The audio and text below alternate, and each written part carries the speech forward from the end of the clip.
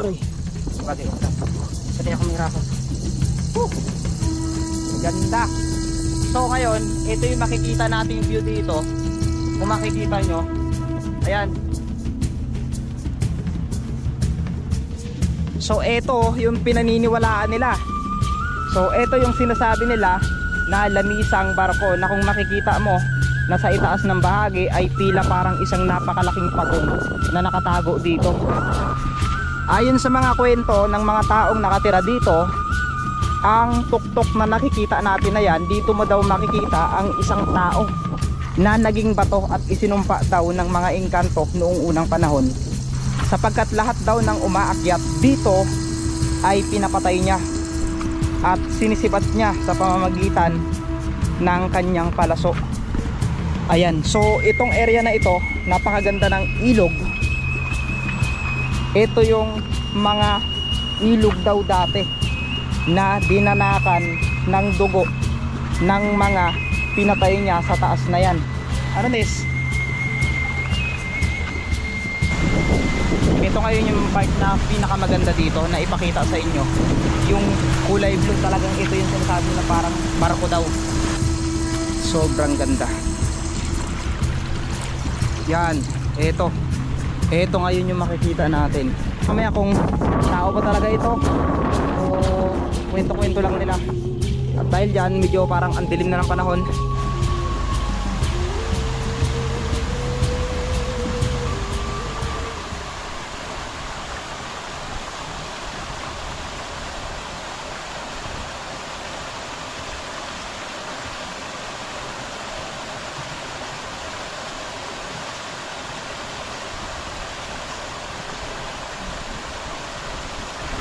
Tapos may mga nagnanamay pala doon sa taas, no? Design.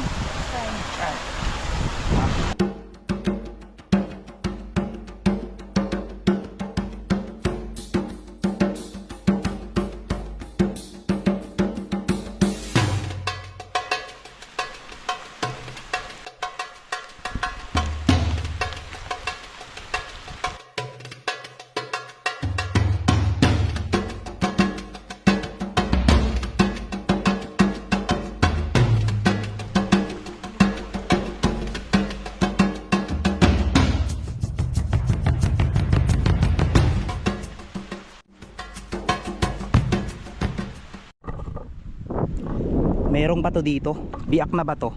Ito yung sinasabi nila na mayroon daw kuweba sa baba na yan. At paniniwala din ng ilan na dito daw ay mayroong nakuhang kayamanan. Pero mga kalahi, papasok pa lang kami dito sa lugar na ito. Kung makikita nyo naman, napakaganda ng tubig. Ay sinalubong na kami ng ambon at ulan. So ito yung pinangangambahan namin kung itutuloy namin ang pag-explore namin ngayong araw, sapagkat hindi ito normal na araw. Kanina kung mapapansin nyo, sobrang tarik, aray. Ayan. Sobrang tarik ng araw kanina. Pero ngayon kapansin-pansin na tila parang pagdating namin dito ay dumilim at ang bugso ng mga ambon ay lumalakas palalo. So maganda rin sanang pagkakataon nito na maipakita sa inyo yung ganda at ikwento yung mga kababalaghan dito. Ito na yun eh. Hindi ko namin alam kung saan to. Ayan. Hindi namin alam. Ayan o, ang taas na to oh. Grabe. Ang taas na to. Tapos ayun yung dadaanan namin. Grabe. Ang ganda dito. So tanaw na natin yung lipitan. Kung nakikita nyo yung tatsulok na yan, diyan tayo pupunta. At bago tayo makakarating dito, ito yung nadadaanan natin. Nakakatakot. Tiga manis. Bangin.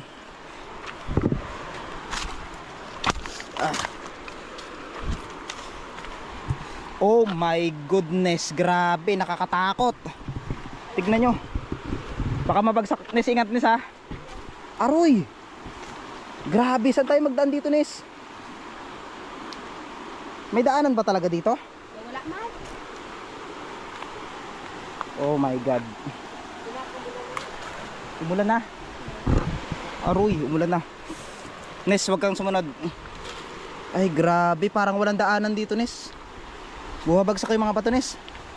Ayun oh. Sa gilid kaya yan. Hindi parang magdadaan. Sa gilid tayo dadaan? Oh my god. Nahihilo ako.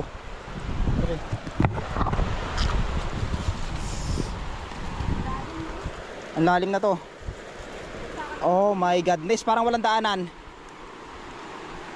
Tignan nyo mga kalahi yung daanan namin. Ayan, bangin po ito. So dahan-dahan tayo, sapagkat hindi natin masabi kung biglaang bumagsak to. Ayan. So nakakatakot. Pero ang lalim na to mga kalahi, kung makikita nyo. Nis, grabe, parang walang daanan. Wala nga. Ayun, inakit namin.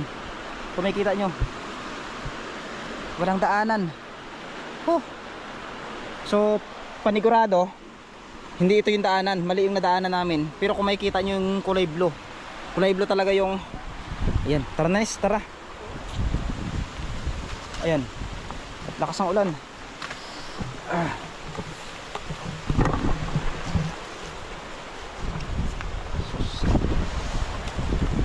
Hanap, may silungan kaya tayo dyan?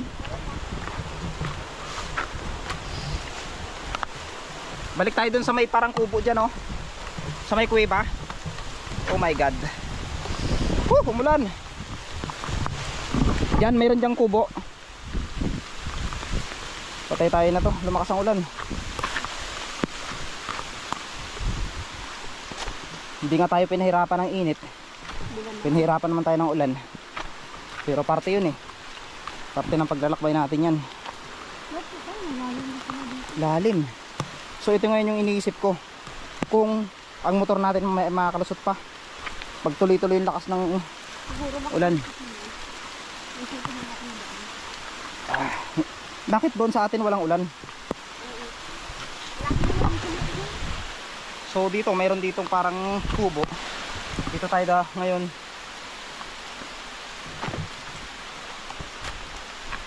Ito. Ayan, dito. Parang may tambayan sila dito. Mayroon? Ayun. Parang wala.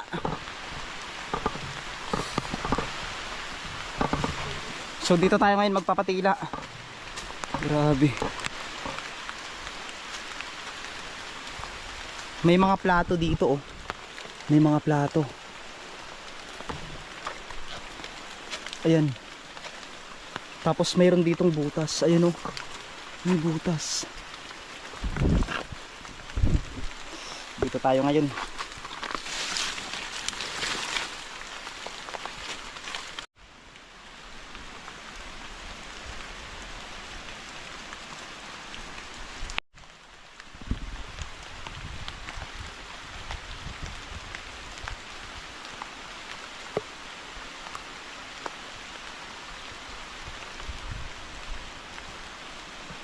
So ayan mga kalahi, no, kumain muna kami dito sa part na ito dahil ito yung pupuntahan natin ngayon. So kung mapapansin nyo, yung ulan kanina ay rumaragasa, pero ngayon nandoon na sa part na yon. Ito yung patunay na talagang napakaganda na ng panahon natin ngayon, lalo't makikita nyo kulay blue talaga yung tubig. So ano pang hinihintay natin? Halina't explore natin ang napakagandang Lipitan River. Maraming kwento rin kasi tayong natuklasan dito, kaya hindi na natin palalampasin yung pagkakataon na mapuntahan ito. So kanina, habang malakas yung ulan, umakyat tayo dito.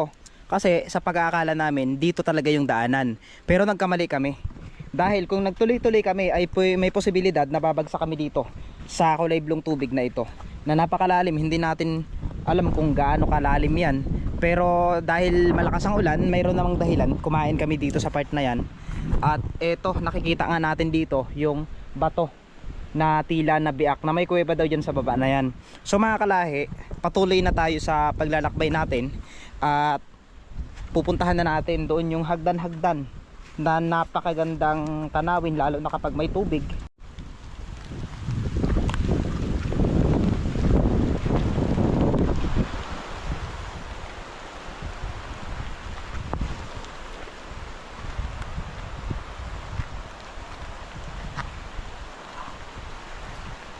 Medyo matarik yung daanan natin kasi medyo mataas itong area, at kung makikita nyo sa part na ito, pero meron dong ilog.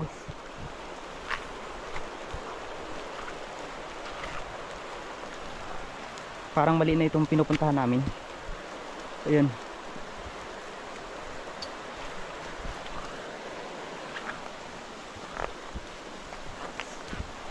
Grabe, ano to?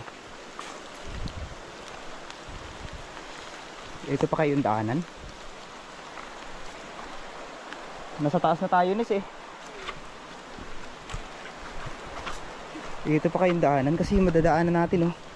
May mga tumbang puno. Ito na siguro no. Pero ang dulas. Ito mga bagong puto lang oh. Bagong puto lang siya. Pero itong kabila na ito parang nasa bangin na tayo. Ano yun? Parang bangin na itong dinadaanan natin. Aroy, bangin nga. Bangin nga ito Nis, no? Aroy, ito yung daanan? Aroy. Oh my God, bangin ito eh.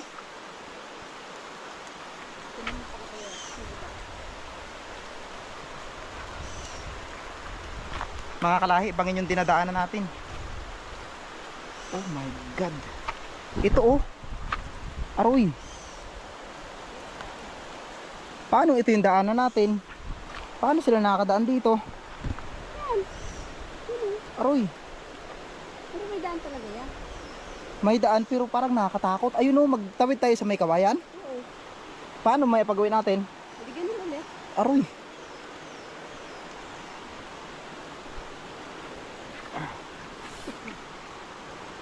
Naku po, ang taas na to oh.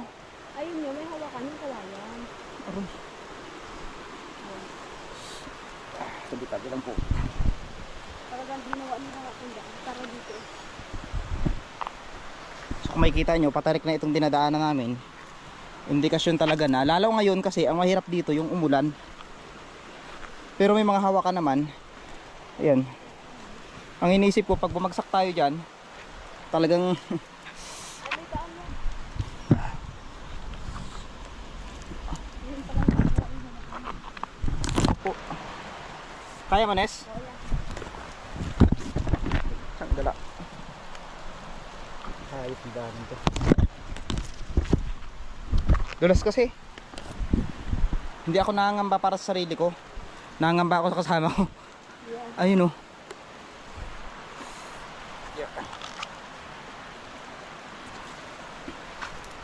Bangin na ito mga kalahi ha. So yan oh.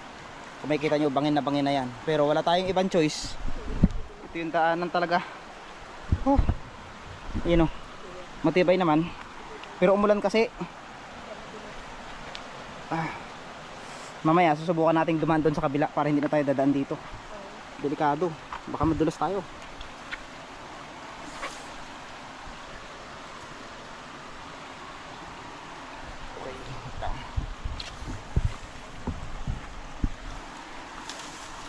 So part ng buhay natin to eh, na dumaan sa ganito. Hindi tayo makakarating sa kabila kung hindi tayo daan sa ganito kahirap na daan.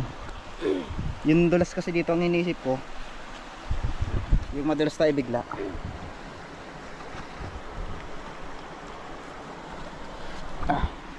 Uy.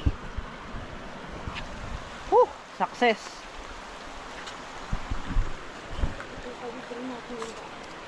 Grabe.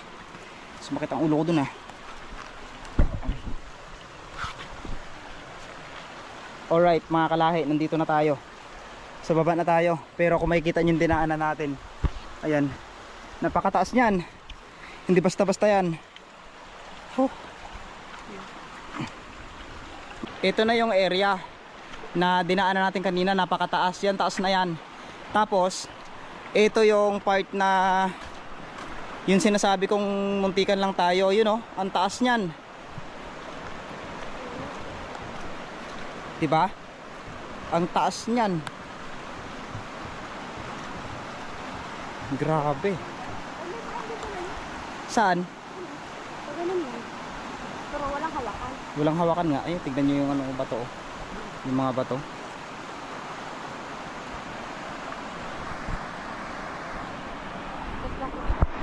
So dito na tayo.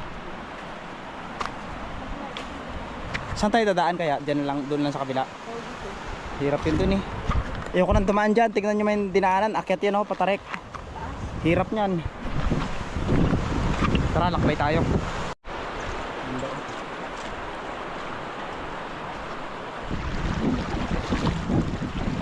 Parang malalim itong dinadaanan natin. Pero para marating yung kabila na yon, kailangan natin gawin to. Mas nakakatakot yung mga gantong daanan kapag malabo yung tubig kasi hindi natin masabi kung malalim ba na daanan natin. Pero ang ingatan lang natin dito, lalo na sa part na ito, yung biglaang lakas ng current ng tubig sa ilalim, dahil may posibilidad na tatangayin tayo doon. Pero kung makikita nyo naman, all goods naman, maganda naman siya, kaya hindi tayo mahihirapan. Ayon sa mga kwento ng mga taong nakatira dito, ang tuktok na nakikita natin na yan, dito mo daw makikita ang isang tao na naging bato at isinumpa daw ng mga engkanto noong unang panahon, sapagkat lahat daw ng umaakyat dito ay pinapatay niya at sinisibat niya sa pamamagitan ng kanyang palaso. Ayan, so itong area na ito, napakaganda ng ilog. Ito yung mga ilog daw dati na dinanakan ng dugo ng mga pinatay niya sa taas na yan. Kaya ngayon, itong kwento na ito na hanggang ngayon ay kinakatakutan ng mga katutubo na nakatira dito dahil nga doon. So alam natin na may mga kwentong kababalaghan dito, pero ipapakita ko sa inyo yung ganda at misteryo ng nakatago dito. So ito yung dadaanan natin. Napaka tinding gubat.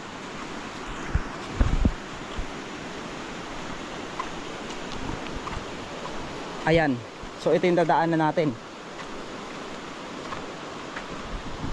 Ang lalaki ng puno dito mga kalahi. So ito yung part na dadaanan natin ngayon, na kung saan lahat ng mga tao ay dito talaga dumadaan, at makikita nyo yung mga balete na hanggang ngayon ay nandito pa rin. At kapansin-pansin na talagang napakadilim ng lugar dito. Ayan. So tumila na yung malakas na ulan kanina na umabot sa amin, kaya nagpatuloy tayo sa ating paglalakbay, at sana maging successful at makita natin dito yung tinatagong hagdan ng gubat na ito. Merong parte dito na madadaanan natin, pero sa part din na ito ay meron din tayong madadaanan. Pero sa ngayon magde-decide muna tayo na tignan itong dadaanan natin na ito, kung ano nga ba ang mas mapapansin natin, sapagkat ngayon ay nandito na tayo sa paanan ng tinatawag na lamisang bato. At ipapakita ko sa inyo ngayon yung isang pyramid na bato na pinaniniwalaan nilang dito mo daw makikita yung estatwang tao na naging bato at isinumpa ng mga engkanto. So kung makikita nyo mga kalahi, nandito na tayo sa baba ng pyramid na bato na ito. At kapansin-pansin, yung isang natatanging tao doon sa taas na yun, ayun daw ay pinaniniwalaan nilang isinumpa ng mga engkanto, sapagkat ang tao daw na ito ay kumitil ng libu-libong buhay. Sa tagal nga ng panahon, ang mga katutubo natin dito ay naging pangkaraniwang na sa kanila yung nakikita natin na yan sa taas. Pero mayroon pa tayong natatagong kakaiba na lugar dito na kung makikita mo sa personal ay tila parang hagdan-hagdan na, at alam nyo ba ang paniniwala rin nila dito na kung sa bantang Cove River ng Magsaysay ay mayroon pinaniniwala ang bagsakan ng mga bulalakaw, ay ito rin ang isang paniniwala na dito daw mismo bumabagsak ang mga dambuhalang bulalakaw na nagsasabing tahanan daw ito ng mga engkanto. At natatanaw na natin ngayon mga kalahi ang barkong bato na sinasabi nila at pinaniniwalaan nila dito. Ayon sa mga matatanda na nakatira dito noon, ang barkong bato daw na ito ay nagiging ginto tuwing alas 12 ng gabi noong unang panahon.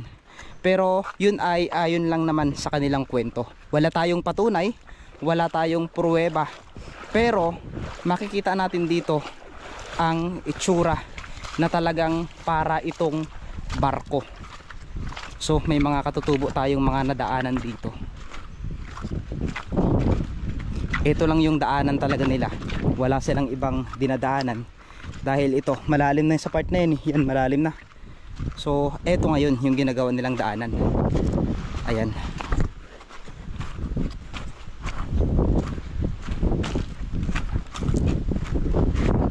At sa malayuan nga ay nakikita na natin ang mga kulupong na malalaking bato na ito.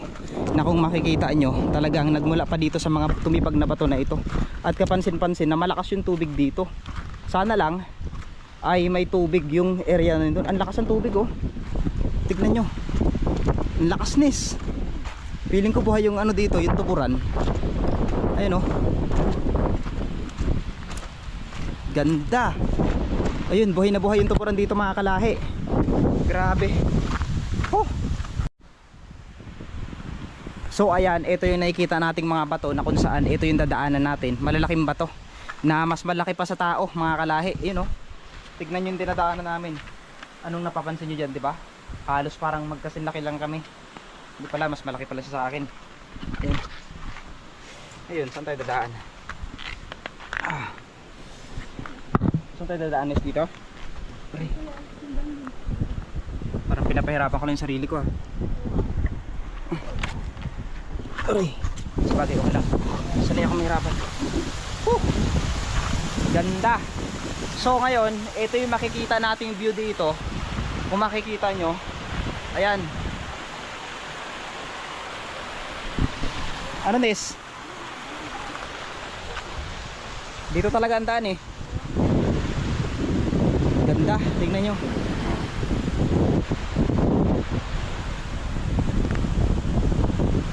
Ang ganda. So ayun, tanaw na tanaw natin yung Tatsulok doon no. Tanaw na tanaw natin. At eto ngayon yung pinakamagandang part mga kalahi.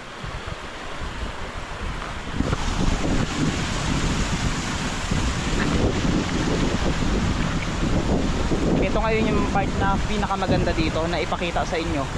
Yung kulay blue, talagang ito yung sinasabi na parang barko daw. Pero kung makikita nyo, ang lakas ng tubig. Tara.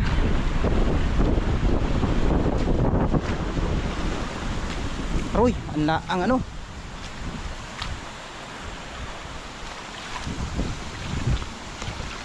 Wow, look at that. Look at that. Sobrang ganda. Yan, eto. Eto ngayon yung makikita natin. 'Di ba? Yan, eto yung napakagandang lamisang bato. At tinatawag nilang barko. Yan, nagmumula doon yung tubig, paikot dito. At syempre, ayan, dito tayo sa may mismong barko na ito. Ang ganda. Tapos, ito yung pupuntahan natin mga kalahi. Yan, ito yung hagdan-hagdang bato na makikita natin. Sa part na ito, ay dito tayo mag-picture-picture mamaya. Hahanap tayo na maganda. Pero feeling ko, may mas maganda pa doon sa dulo. Para makita talaga natin yung mismong shape ng lipitan. Dadaanan natin yan. Hindi natin palalampasin yan. Dahil first time pa lang nakasama ko na pumunta dito, si Eunice. Ayan. First time niya palang pumunta dito. Ay i-tour na lang natin siya dito para makita niyo yung ganda. Ayan. Grabe ang ganda dito. So dandahan tayo kasi ang dulas. Ang dulas dito. Ayan. Woo! Ganda. So eto yung pinaniniwalaan nila. So eto yung sinasabi nila na lamisang barko na kung makikita mo nasa itaas ng bahagi ay tila parang isang napakalaking pagong na nakatago dito. So eto yung mga tubig na asol na asol. Sa part na ito makikita natin dito yung tao na naging bato. Alaman natin mamaya kung tao ba talaga ito o kwento-kwento lang nila. At dahil dyan medyo parang ang dilim na ng panahon, so akitin na natin yun. Ito na yung pinaka oras natin para maakyat yung tinatawag na mahiwagang hagdan dito na matatagpuan.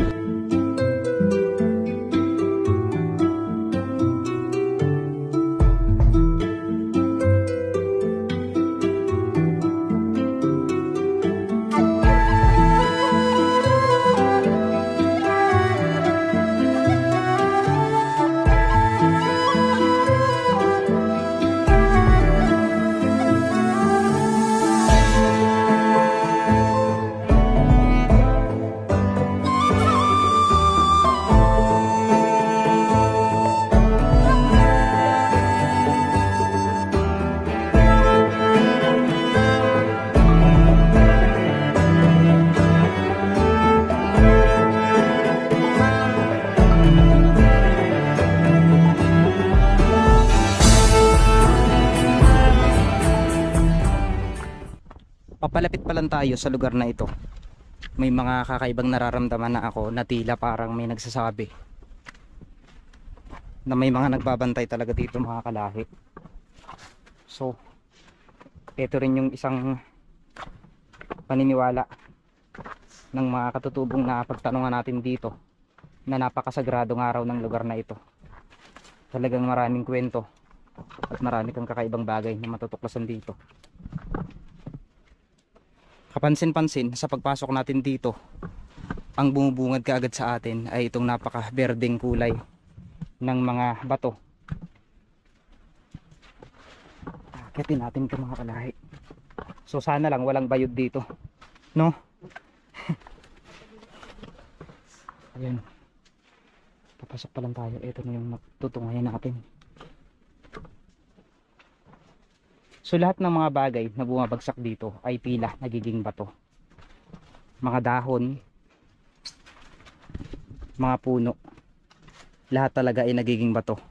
Ito yung mahiwagang lugar na iniingatan ng mga katutubo dito. Na kung makikita nyo, maganda siya. Ayan. So ito yung dadaanan natin, yung mga hagdan na to. Ayan. Tabi-tabi lang po.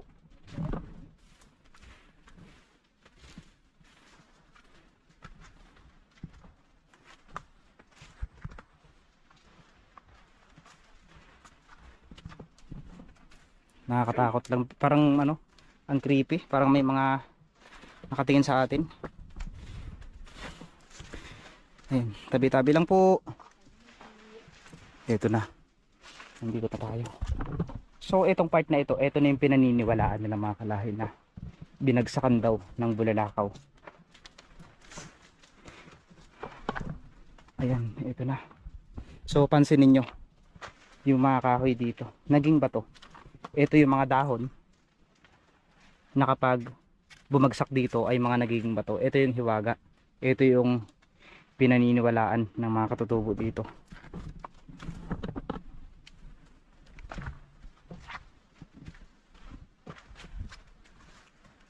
Wow. So hindi tayo pwedeng magingay dito kasi baka mabati tayo dito. Ha? Saan? Ay putik, ay kulay itim. Oh my god, may bantay dito kaagad. Oh my God. Humatay na nung. Takot ka sa bayad, no? May sumalubong kaagad kay Unis. Sinalubong kaagad siya ng bayod. Ito yung sinasabi ko eh. No, na talagang may mga bayod talaga dito.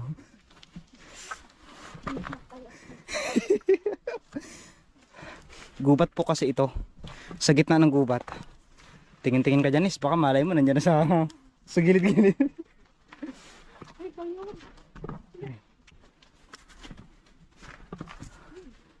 Labahan ako bigla. Ayun, parang may mga tubig dito. Ayun o. Ayun, may mga tubig. Meron nga mga tubig. Wow, ang ganda. May mga tubig, Nis. Sana pwede tayong kumuha ng malinis na tubig dito, no? Sa pinakataas niya. Tignan nyo mga kalahi, may tubig. Oh my God, ang ganda. So maganda siguro ito pag lumakas palalo. May bayod, no? Ayan o, ayan pa Nis. Aray! Diyos ko. Ayun, meron pa. Ayan. Ayan, may bayad pa. Ay. Oh. Ayan pa, Nis. Nis, ito pa, Nis. Oh, oh my God. Aray. Nakalaki. Parang maninipsip ng dugo eh. Wala. So wala na. Wala na. Wala na, Nis. Wala nang kawala. Kuha tayo ng tubig dito mamaya mga kalahi. Ayan. Nakadalawang bayad na? Tatlo? Tatlo. So bibilangin natin yung mga bayad na nakikita dito. 3 bayod.